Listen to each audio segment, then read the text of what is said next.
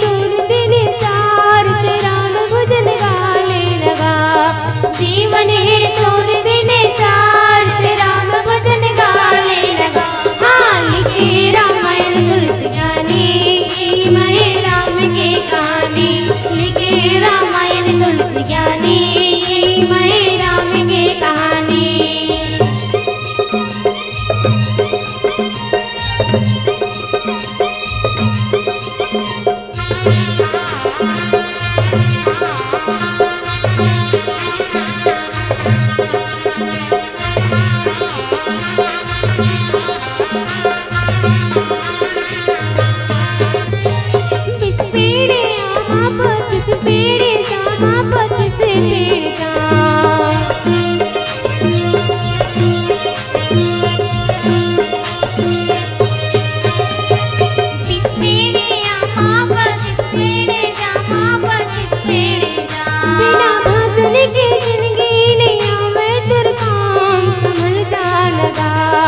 जीवन है तोर दिन सार राम भजन गाने लगा।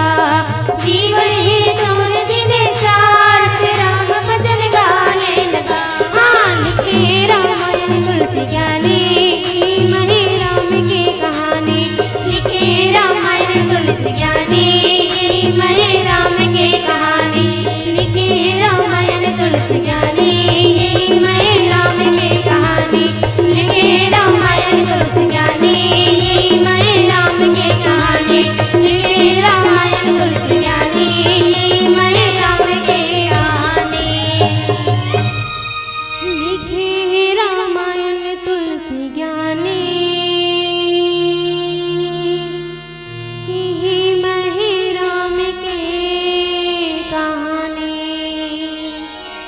बोली राजा राम